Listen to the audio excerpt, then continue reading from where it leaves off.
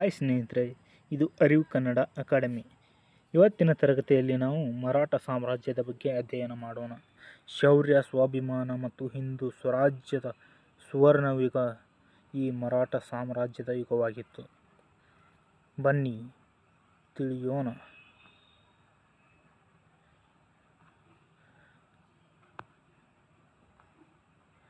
ಮೊದಲನೆಯದಾಗಿ ಛತ್ರಪತಿ ಶಿವಾಜಿ ಮಹಾರಾಜರ ಬಗ್ಗೆ ತಿಳಿಯೋಣ. ಸಾಮ್ರಾಜ್ಯದ ಸಂಸ್ಥಾಪಕರು ಇವರು. ಶಿವಾಜಿ ಮಹಾರಾಜರು 1674ರಲ್ಲಿ ಮರಾಠ ಸಾಮ್ರಾಜ್ಯವನ್ನು ಸ್ಥಾಪಿಸಿದರು. ಇವರು ಮೊಘಲರು ಮತ್ತು ಬಿಜಾಪುರ ಸುಲ್ತಾನರ ವಿರುದ್ಧ ಹೋರಾಡಿ ಹಿಂದವಿ ಸ್ವರಾಜ್ ಎಂಬ ಸ್ವತಂತ್ರ ರಾಜ್ಯವನ್ನು ನಿರ್ಮಿಸಿದರು. ಇವರು ಅತ್ಯುತ್ತಮ ಆಡಳಿತಗಾರರು ಮತ್ತು ನೌಕಾಪಡೆಯ ಪಿತಾಮಹರೂ ಸಹ ಆಗಿದ್ದರು. ಛತ್ರಪತಿ ಶಿವಾಜಿ ಮಹಾರಾಜರು ಕಟ್ಟಿಸಿದ ಕೋಟೆಗಳು ಮತ್ತು ಗೆರಿಲ್ಲಾ ತಂತ್ರವನ್ನು ನೋಡೋಣ. ಗೆರಿಲ್ಲಾ ಯುದ್ಧ. ಮರಾಠರು ಪರ್ವತ ಪ್ರದೇಶಗಳ ಲಾಭ ಪಡೆದು ಗೆರಿಲ್ಲಾ ಯುದ್ಧ ತಂತ್ರವನ್ನು ಬಳಸಿದರು. ಇದು ಶತ್ರುವನ್ನು ಅನಿರೀಕ್ಷಿತವಾಗಿ ಆಕ್ರಮಿಸಲು ಸಹಕಾರಿಯಾಗಿತ್ತು. ಶಿವಾಜಿ ಮಹಾರಾಜರ ಕಾಲದಲ್ಲಿ ರಾಯಗಢ, ಪ್ರತಾಪಗಢ ಸೇರಿದಂತೆ 300ಕ್ಕೂ ಹೆಚ್ಚು ಕೋಟೆಗಳ ಮೇಲೆ ಮರಾಠರ ನಿಯಂತ್ರಣವಿತ್ತು. ಮರಾಠರ ಆಡಳಿತ ವ್ಯವಸ್ಥೆಯಲ್ಲಿ ಅಷ್ಟಪ್ರಧಾನ ಮಂಡಳಿ ಎಂಬ ಮಂಡಳಿ ಇತ್ತು. ಇದು ಅತ್ಯಂತ ಪ್ರಮುಖ ಕಾರ್ಯವನ್ನು ನಿರ್ವಹಿಸುತ್ತಿತ್ತು. ಮೊದಲನೆಯದಾಗಿ ಪೇಶ್ವೆ ಪ್ರಧಾನಮಂತ್ರಿಯಾಗಿದ್ದರು. ಅಮಾತ್ಯ ಹಣಕಾಸು ಸಚಿವ, ಕಾರ್ಯದರ್ಶಿ, ಸೇನಾಪತಿ, ಮಿಲಿಟರಿ ಕಮಾಂಡ್, ಸುಮಂತ ವಿದೇಶಾಂಗ ವ್ಯವಹಾರಗಳ ಸಚಿವರಾಗಿದ್ದರು. ಮರಾಠರ ನೌಕಾಶಕ್ತಿ.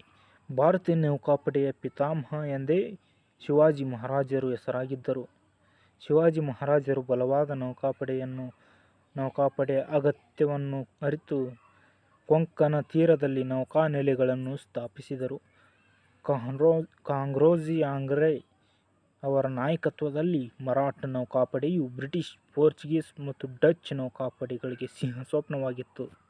ಅವರಿಗೆ ಕನಸಿನಲ್ಲೂ ಕೂಡ ಮರಾಠರ ನೌಕಾಪಡೆ ಕಾಡುತ್ತಿತ್ತು.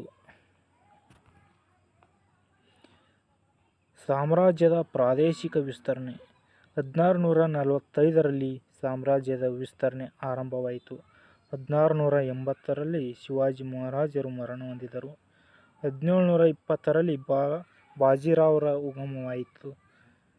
1758ರವರೆಗೆ ಈ ಸಾಮ್ರಾಜ್ಯ ಅತಿ ದೊಡ್ಡದಾಗಿ ವಿಸ್ತರಣೆಯಾಯಿತು. ಪೇಶ್ವೆ ಬಾಜಿರಾವ್ ಅಜೇಯ ಸೇನಾನಿ. ಮೊದಲ ಬಾಜಿರಾವ್ ಅವರು 41 ಯುದ್ಧಗಳನ್ನು ಹೋರಾಡಿದರು ಮತ್ತು ಒಂದನ್ನೂ ಸೋಲಲಿಲ್ಲ. ಇವರು ಮರಾಠ ಸಾಮ್ರಾಜ್ಯವನ್ನು ದಕ್ಷಿಣದಿಂದ ಉತ್ತರಕ್ಕೆ ವಿಸ್ತರಿಸುವಲ್ಲಿ ಅತ್ಯಂತ ಪ್ರಮುಖ ಪಾತ್ರವನ್ನು ವಹಿಸಿದರು. ಇವರ ಬ್ಲಿಟ್ಜ್ಕ್ರೀಗ್ ಮಾದರಿಯ ಮಿಲಿಟರಿ ತಂತ್ರವು ಅಂದಿನ ಕಾಲಕ್ಕೆ ಅತ್ಯಂತ ಪ್ರಭಾವಶಾಲಿಯಾಗಿತ್ತು. ಮೂರನೇ ಪಾನಿಪತ್ ಯುದ್ಧ 1761ರಲ್ಲಿ ನಡೆಯಿತು. ಇದು ಇತಿಹಾಸದ ತಿರುವನ್ನೇ ಬದಲಿಸಿತು. ಮರಾಠರು ಮತ್ತು ಅಫ್ಘಾನ್ ದೊರೆ ಅಹ್ಮದ್ ಶಾ ಅಬ್ದಾಲಿ ನಡುವೆ ನಡೆದ ಈ ಯುದ್ಧವು ಭಾರತೀಯ ಇತಿಹಾಸದ ಅತ್ಯಂತ ರಕ್ತಸಿಕ್ತ ಯುದ್ಧಗಳಲ್ಲಿ ಒಂದಾಗಿದೆ. ಈ ಯುದ್ಧದ ಪರಿಣಾಮವಾಗಿ ಮರಾಠರ ಶಕ್ತಿ ಸ್ವಲ್ಪ ಕಾಲ ಕುಂಠಿತವಾಯಿತು. ಆದರೆ ಪೇಶ್ವೆ ಮಾಧವರಾವ್ ನೇತೃತ್ವದಲ್ಲಿ ಮತ್ತೆ ಪುನಶ್ಚೇತನಗೊಂಡು ಮರಾಠ ಸಾಮ್ರಾಜ್ಯವು ಕಂಗೊಳಿಸಿತು. ಮರಾಠ ಒಕ್ಕೂಟದ ಪ್ರಮುಖ ಮನೆತನಗಳು ಸಿಂಧಿಯಾ ಅಥವಾ ಗ್ವಾಲಿಯರ್, ಹೋಳ್ಕರ್, ಇಂದೋರ್, ಗಾಯಕ್ವಾಡ್. ಉತ್ತರ ಭಾರತದಲ್ಲಿ ಮರಾಠರ ಪ್ರಭಾವವನ್ನು ಉಳಿಸಿಕೊಂಡವರು ಸಿಂಧಿಯಾ, ಗ್ವಾಲಿಯರ್ ಅವರು. ಅಹಲ್ಯಾಬಾಯಿ ಹೋಳ್ಕರ್ ಅವರ ಆಡಳಿತಕ್ಕೆ ಹೋಳ್ಕರ್ ಮನೆತನ ಹೆಸರಾಗಿತ್ತು. ಗುಜರಾತ್ ಪ್ರಾಂತ್ಯದಲ್ಲಿ ಮರಾಠರ ಹಿಡಿತ ಸಾಧಿಸಿದರು. ಮರಾಠರ ಕೊಡುಗೆ ಮತ್ತು ಪರಂಪರೆ. ಸಾಂಸ್ಕೃತಿಕ ಪುನರುತ್ಥಾನ. ಹಿಂದೂ ಸಂಸ್ಕೃತಿ ಮತ್ತು ದೇವಾಲಯಗಳ ಜೀರ್ಣೋದ್ಧಾರಕ್ಕೆ ಮಹತ್ತರ ಕೊಡುಗೆ ನೀಡಿದರು.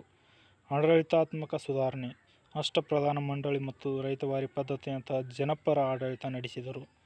ನೌಕಾ ಸಂಪ್ರದಾಯ. ಭಾರತೀಯ ಸಮುದ್ರ ತೀರದ ರಕ್ಷಣೆಗಾಗಿ ಮೊಟ್ಟಮೊದಲು ಬಲಿಷ್ಠ ದೇಶೀಯ ನೌಕಾಪಡೆಯನ್ನು ಕಟ್ಟಿದರು. ಶೌರ್ಯದ ಸ್ಫೂರ್ತಿ. ಇಂದಿಗೂ ಭಾರತೀಯ ಸೈನ್ಯದಲ್ಲಿ ಮರಾಠ ಲೈಟ್ ಇನ್ಫ್ಯಾಂಟ್ರಿ ಇನ್ಫಾಂಟ್ರಿ ಅತ್ಯಂತ ಪ್ರಸಿದ್ಧ ರೆಜಿಮೆಂಟ್ ಆಗಿದೆ. ಧನ್ಯವಾದಗಳು. ಇದಾಗಿತ್ತು ಇವತ್ತಿನ ತರಗತಿ. ನಿಮಗೆ ಇಷ್ಟವಾದರೆ ಲೈಕ್ ಮಾಡಿ, ಸಬ್ಸ್ಕ್ರೈಬ್ ಮಾಡಿ. ಇಷ್ಟವಾಗದಿದ್ದರೆ ಖಂಡಿತವಾಗಿಯೂ ಡಿಸ್ಲೈಕ್ ಮಾಡಿ. Thank you.